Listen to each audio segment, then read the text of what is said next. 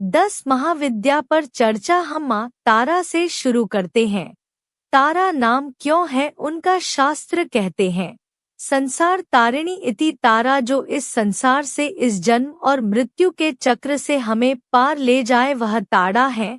तारन का अर्थ होता है पार ले जाना, शायद तारन से ही तैरना शब्द आता है। इस संसार को पार करना यह अर्थ है का आपने शायद इस शब्द को कई भजन में भी सुना होगा। भमें पसीना मेरी तार दो भगवन, तो यहाँ जो तार शब्द है वही कारण है माँ के तारा नाम का। संसार तारने इति तारा, वह हमें भव के पार ले जाती है, संसार के पार ले जाती है, इसीलिए ताड़ उनका कवच ध्यान मंत्र और नाम मैं आगे बताऊंगा। ताड़ा का एक और अर्थ होता है हिंदी में सितारा, स्टार। पहले के समय में स्ट्रीट लाइट्स नहीं होती थी, रात में खूब अंधेरा रहता था तो यात्री अपना रास्ता तारे को देख के ही खोजते थे, जैसे ध्रुव तारा जिसे अंग्रेजी में पलार या पल स्टार कहते हैं। वह हमेशा उत्तर दिशा में ही रहता है के माध्यम से आप अंधेरे में भी अपना रास्ता खोज सकते हैं। तो माँ तारा वैसे ही हमारे जीवन को एक दिशा देती है, हमें मृत्यु से बचा लेती है, जन्म मृत्यु के चक्र से। इनफैक्ट तिब्बत में कहा जाता है कि माँ ताड़ा वह है जो हमें मृत्यु को धोखा देने में मदद करती है, वह हमें मृत्यु से बचाती है। तिबेट बुद्धिज्म में जो दीक्षा दी जाती है माँ ताड़ा की साधना की, उसे उनके लैंग्वेज में इनिशिएटिव पे आ ही गए हैं, तो थोड़ा इस पर भी चर्चा कर लेते हैं।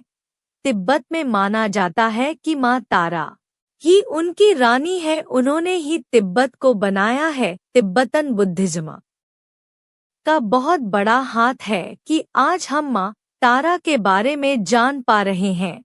आज से 1500 साल पहले अतीश दीपांकर शांत रक्षित और कुछ अन्य तांत्रिक भारत से तिब्बत गए थे और वहाँ माँ ताड़ा को और तंत्र के ज्ञान को फैलाया। उनकी भाषा में कई सारी किताबें ट्रांसलेट करके उस समय भारत में तंत्र ज्ञान पीक पर था, लेकिन फिर मलिच का आक्रमण शुरू हो गया। कश्मीर जो तंत्र विज्ञान का गढ़ माना जाता था और दुनिया का पहला विश्वविद्यालय शारदा पीठ जो अब पाक ऑक्यूपाइड कश्मीर में है, जहां एक विशाल पुस्तकालय हुआ करता था, धीरे धीरे तबाह होने लगा और वह विनाश आज भी प्रत्यक्ष है। तंत्र का ज्ञान लगभग खो गया था, वो तो तिब्बत में बुद्धिज्म ने तंत्र को अपने धर्म में जोड़ दिया, नहीं तो हिंदू शाक्त तंत्रों का पुनर्निर्माण नहीं हो पाता। यह सच है कि हिंदू शाक्त तंत्र बहुत हद तक तिब्बत बुद्धिज्म से अडॉप्ट किए गए हैं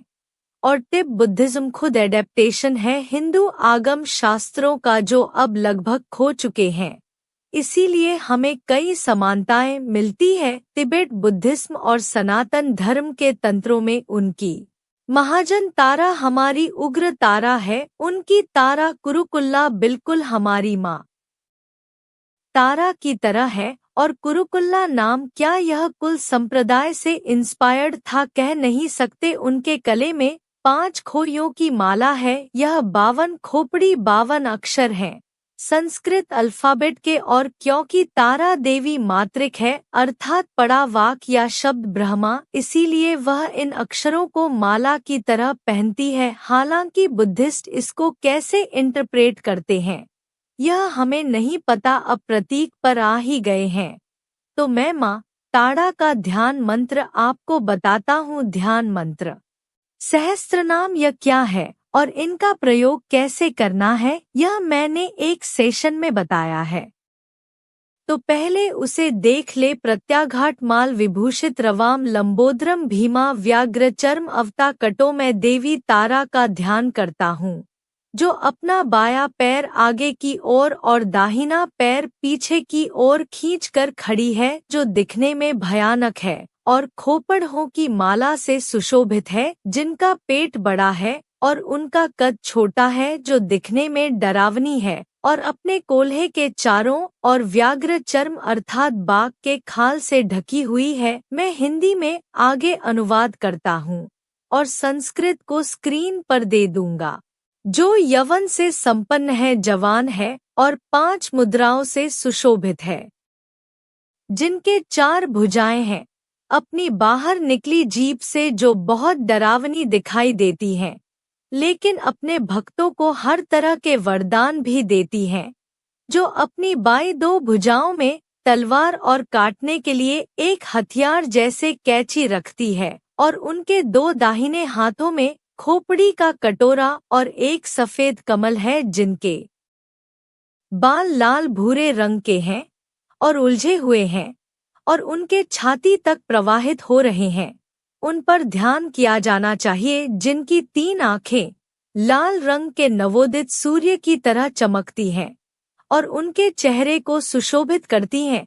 मैं उन देवी तारा का ध्यान करता हूँ, जो शमशान में जलती चिता की तकती अग्नि के भीतर खड़ी हैं, जिनके मुंह के भीतर भयानक दांत दिख रहे हैं, जिनके चेहरे पर आकर्षक मुस्कान है और जिनका शरीर विभिन्न आभूषणों से सुशोभित है। मैं उन देवी तारा का ध्यान करता हूँ, जो सफेद कमल के ऊपर खड़ी है, और वह कमल संसार रूपी जल के ऊपर तैर रहा है। इसी तरह उनके आकृति का वर्णन किया गया है तंत्रों में। इसके पीछे के प्रतीकात्मक तत्व, सिंबॉलिक एलिमेंट्स को मैं थोड़ा बहुत समझाता हूँ। वह सफेद कमल इनलाइटनमेंट है। कमल संसार रूपी कीचड़ से निकलता है और उससे ऊपर उठ जाता है, और पानी में होते हुए भी वह पानी से अनटच रहता है। उसी तरह एक इनलाइटे बीम इस संसार से ऊपर उठ चुका है और संसार में रहते हुए वह संसार के बंधनों से अछूत है। वह हर कुछ में इवॉल्वर्ड है, लेकिन किसी से अटैच नहीं है। सफेद क्योंकि वह निर्मल है, निरंजन है, बिना किसी दाग के। यह सफेद कमल जल पर तैर रहा है। जो संसार है, इसी जल में आपकी नाव फंसी है, जिसे देवी ताड़ देती है, पार लगा देती है। शमशान में धड़कती हुई अग्नि के मध्य में वह खड़ी है। शमशान अंत है, चिता का जलना अंत है, एक सीमित जीव का वहाँ यह शरीर पुनः 5 भूत में विलीन हो जाता है। उसी तरह जहाँ आपके लिए यह संसार का अंत हो जाए, जहाँ आपके इस सीमित पहचान का अंत हो जाए, आपके नाम और रूप का, आपके अहंकार का, देवी वही आपकी प्रतीक्षा कर रही है। उनके हाथ में तलवार और कैंची आपके बंधनों को काटने के लिए है, आपके अटैचमेंट को काटने के लिए है, और वह खोपड़ी आपका अहंकार है, आपकी सीमित पहचान, जिसके पश्चात आप मुक्त हो जाते हैं।